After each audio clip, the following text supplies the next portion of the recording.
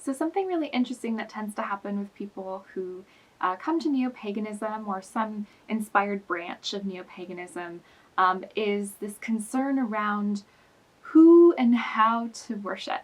Do I need to pick a male and a female? Can I just worship one, or does that make me a monotheist? All kinds of questions about like how do I pick a matron and a patron? Like how do I choose those things now so that my religious path is crystal clear and set up and I can begin? Luckily for you, if you're watching this video and not wondering the same question, you can let go of all of those stresses because I'm going to tell you exactly how to approach this. First, we're going to understand exactly where those thoughts are coming from, and then we're going to talk about some strategies that you can use to identify exactly what it is that you're looking for by worshiping a pagan deity and what to do next. The vast majority of people on the planet, probably you behind that screen, are influenced by a very patriarchal version of religion. These religions, often Abrahamic, but others are included in this, so Judaism, Islam, and Christianity are the Abrahamic religions, but there are a lot of religions or sects of other religions that kind of do something similar with this. So keep your mind more on the details rather than the labels of what religion this could be coming from.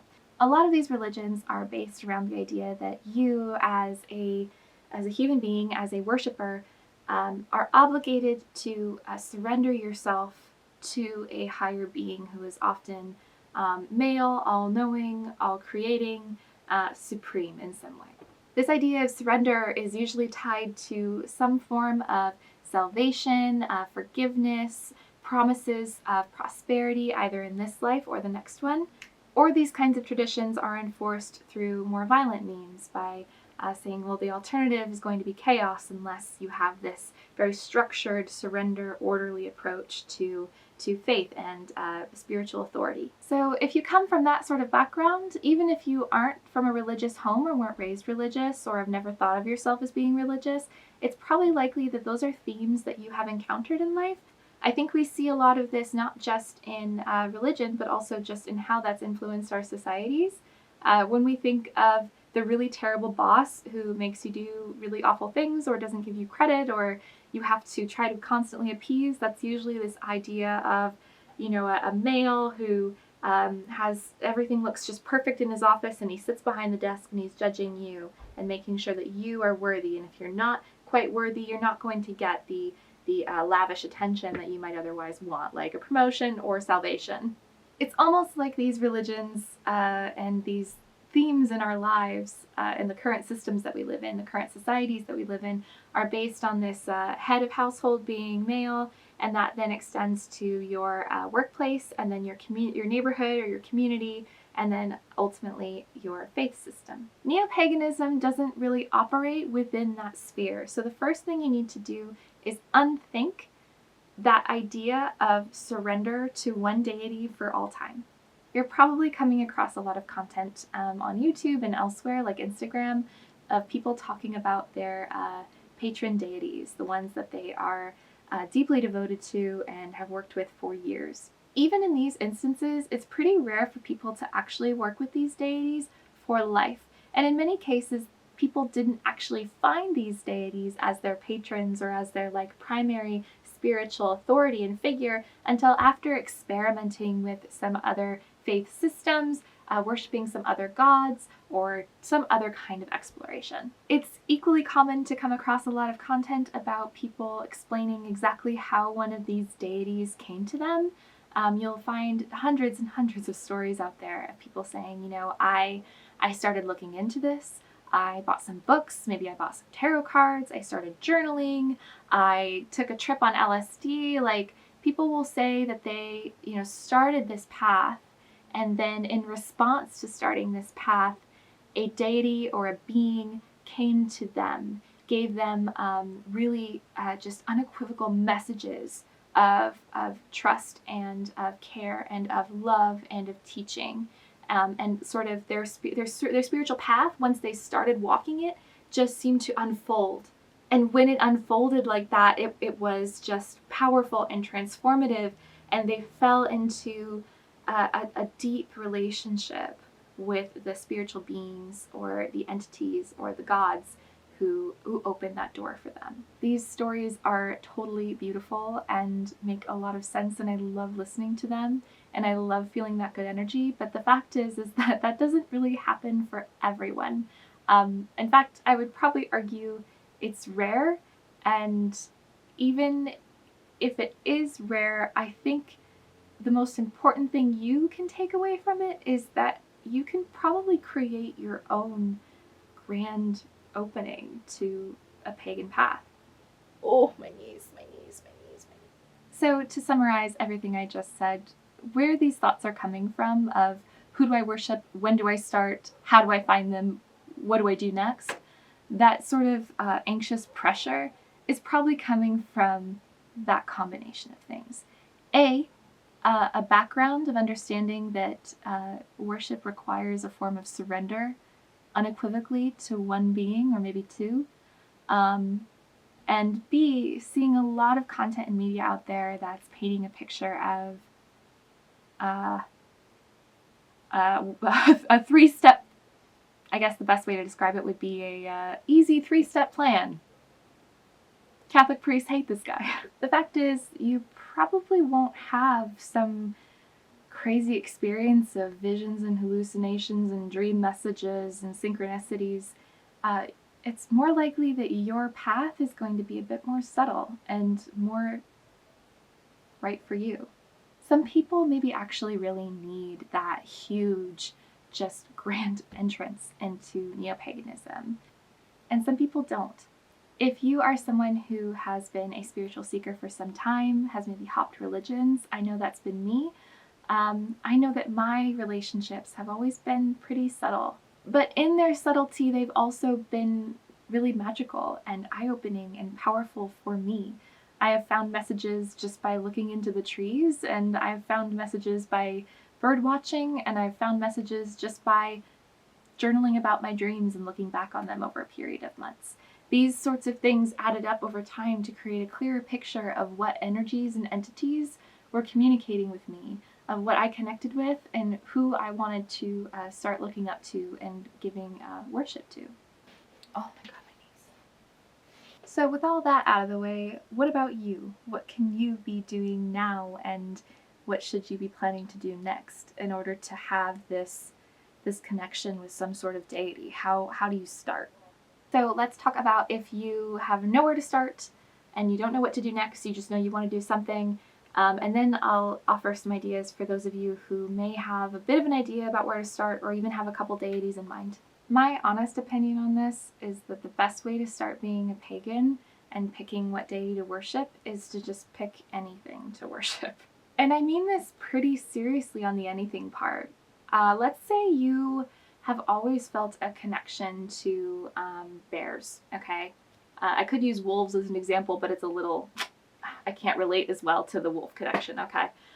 Let's say you've always connected with the image of like a bear, the period of hibernation, the image of them sort of diving into the river to catch salmon. For me, that's something that I've kind of connected with over the years because I live on a salmon river. So I see a lot of that natural cycle, and I've seen a couple bears come down before, and that's always been just a really powerful image to me. If there's something in the natural world that you connect with already, just put that on an altar. Your altar honestly can be like a shoebox or a poster on the wall. Like, an altar really is just whatever you deem to be a sacred space.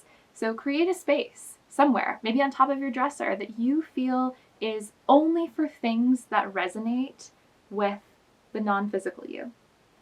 Only things that resonate with another realm. And maybe it connects your physical body to that other realm. Maybe it's something that just rings true in some way. That could be wolves or bears. It could be honeybees or roses. It could be a beautiful crystal that you found or an old family photo. Really anything that just resonates deeply with you. Put that in a sacred space and start from there. The best form of worship is time and devotion of time and mental energy to a thing.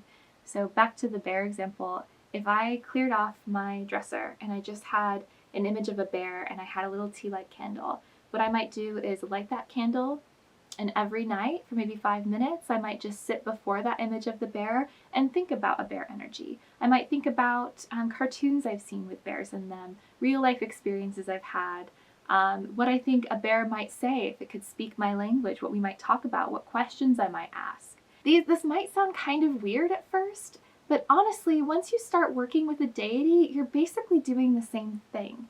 You're going to have an icon of some kind, probably, not always, but you're probably going to have some kind of icon of a deity that you want to work with in a sacred space, and you're going to practice just communicating with that being. You're going to open the sacred space with maybe a candle, maybe incense, maybe a song or a chime or a bell, however you want to open. You're going to spend quality time with that energy, and then you're going to close that space. You're going to say thank you. You're going to offer gratitude to some other energetic source participating with your energetic source. Does that make sense? So that's the bear thing. I'm going to call it the bear method. Start with the bear method. For those of you who have a bit more of an idea about where you want to start, maybe you know what pantheon that you're really interested in. Maybe there is a deity that you've grown up with an image of that you really like. I know Thor is really popular. Loki is popular. Artemis is really common for people because these are kind of Western civilization god images that have traveled really well through the centuries, and we're still very aware of them today. Go ahead and just pick one that really is interesting. It doesn't have to be a huge deal. You don't need to do any sort of baptism. You don't need to build and construct a beautiful cabinet altar overnight, all in devotion to one deity. You don't need to do that. If Artemis is somebody who's just really calling to you and you're not sure what to do and you don't know if it's even okay, what to offer, what's the right rules, what do I do, just let that all go for now. The most important thing that you need to do if this is something that's interesting to you is accept that you don't need to surrender fully to this deity. You do not need to baptize yourself in their name. You don't need to buy any statues or expensive furniture for an altar. You really don't need to do much. What I recommend doing is taking a shower or a bath, clearing your mind, and then going to that space I talked about earlier, a space that you've designated as sacred, and just say hello. The thing about working with energies and entities and deity is that you need to take on the mindset that is just as significant as interacting with a stranger. You need to offer respect in the same way that you do to other individual humans to these invisible energy sources. It's up to you, really, if you believe that these energies are fully personified, separate gods with a lot of power, or if you believe they are just personifications of nature to help us understand nature's rhythms, or if you believe something else entirely. There are 12 wonderful theories about why this works. No one really knows, but the truth is that it does. If you try to interact with another energy and just say hello, whether that be a tree, your cat, the spirit or the imagining of a bear, or a god that you have a little bit of knowledge about, you will feel something. If it feels right, if it feels good, if every time you say hello, it gets better, keep going. So how do you say hello to one of these gods? I would recommend that you Google them first. I know, I'm recommending Wikipedia right now, but honestly, a lot of people find their gods on Wikipedia, so fuck what you heard, it's true. I really do recommend just Googling them. I recommend doing like the bare bones of reading about them. The more you can do, the better, of course, but get an idea for what they are like, as in what stories are they associated with, what images or icons, are there any like plants or herbs or minerals or times of day that they're associated with, what is kind of resonant of their energy in our natural world. And an easy example of this would be someone like Aphrodite, who a lot of people feel called to. Aphrodite is actually like a really common energy who brings people into the neo-pagan path. So if she's there, that's awesome. She was my first deity I ever worked with. I cannot say enough good things about Aphrodite. But she's a really easy one. Like most people kind of know, okay, she's associated with the ocean and sea foam and shells and roses and sex, maybe self-love, kind of that vein. Like people know that. They know that Aphrodite is a love goddess. They know that. You can take that same cultural knowledge and apply it to saying hello. If you don't have fresh flowers to offer Aphrodite when you spend that 5 minutes at your dresser saying hello, draw one. Maybe start doing your makeup in that sacred space for Aphrodite. That could be really cool. You could totally get like all glamorous and like feel yourself like bonding. If you want to work with a god who is a little bit less of a concrete association, if they're like the god of time or they're the god of fate, I think a really good way to get to know a god in this way and say hello and start a relationship is to journal and offer your journalings as a way of communication. So let's say you want to work with a goddess of fate, for example. What you could do is just take some time to journal about that like idea and that archetype to you. What does that mean? What does that look like? What times in your life have felt fated? When have you wanted fate to intervene? What are your concepts of fate? Do you think that it's a dimensional thing? Do you think that it's part of a timeline? Do you think it's part of a divine intervention? What are your thoughts about fate? What does that mean to you? Journal that. Read it aloud to this like energy or deity that you want to connect with, and see what the response is. You have to listen and feel for it. If something is feeling right, keep going. If it doesn't feel right, you can try something or somebody else. The thing about walking in earth-based spirituality is that you are in charge of a lot of the pacing. Not all, but a lot. It really falls on you as an individual soul, as a being on this planet, as a citizen of reality, to make a choice, to initiate first contact, to make your intentions known, and be honest. When I first started working with Aphrodite, I only worked with her for, I think, maybe 1 to 2 years. I think it was about 2 years. I was going through a really difficult relationship, and I needed that. And that's what I said to her. I said, hey, I'm at my wit's end. I don't really know what else to do. I know that I'm spiritual. The deity thing has always been weird to me, but I'm desperate, and I've decided to come to you. And I just started spending time on like on the floor. I made this little tiny coffee table and I painted it like a really pretty hot pink. And I had some pink candles on it and seashells, and I would just sit there.